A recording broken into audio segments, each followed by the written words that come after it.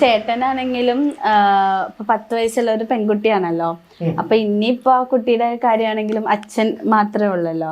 അപ്പൊ ഇനി ആ കുട്ടിയുടെ ഒരു ഭാവി നോക്കിയിട്ട് ചേട്ടൻ എന്തെങ്കിലും ഡിസൈഡ് ചെയ്തിട്ടുണ്ടോ, ഇനി ഇങ്ങനെ മുന്നോട്ട് പോകണം അല്ലെങ്കിൽ ആ കുട്ടി മോളെ എങ്ങനെ നോക്കണം, അങ്ങനെ ഡിസൈഡ് ചെയ്തിട്ടുണ്ടോ? സത്യത്തില് ഒരു മോളാണ് എനിക്കുള്ളത്. അവള് പ്രായപൂർത്തി വരികയാണ്. പലരും എന്നോട് പറഞ്ഞിട്ടുണ്ടാ കുഞ്ഞ് വലുതാവും. ഇപ്പൊ 10 വയസ്സിലേക്ക് കടന്നു.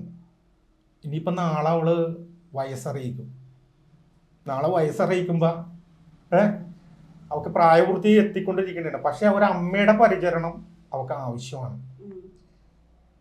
സത്യമാണ്, ശരിയാണ് പറയണത്. എന്തെന്ന് വെച്ച് കഴിഞ്ഞാൽ കുഞ്ഞ് വലുതായി വന്നുകൊണ്ടിരിക്കുക. അപ്പോൾ എന്നോട് പല ആൾക്കാരും വിവാഹത്തിന് വേണ്ടി നിർബന്ധിക്കുന്നുണ്ട്, പല ആൾക്കാരും.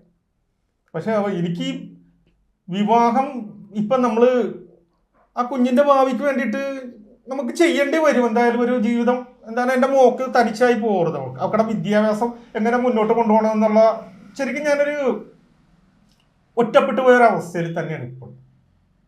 എന്ന് വെച്ച് കഴിഞ്ഞാൽ വേറെ ആരും ഹെൽപ്പ് ചെയ്യാനില്ലാത്തൊരവസ്ഥയാണ് ഇപ്പം. എനിക്ക് കുറച്ച് ബാധ്യതകളുണ്ട് നിലവിൽ. ഇപ്പോൾ ഒരു ബാങ്കിൽ കുറച്ച് ബാധ്യതയൊക്കെ നിൽപ്പുണ്ട്. അങ്ങനെ അതിൻ്റെ കുറച്ച് വിഷയങ്ങളുണ്ട്.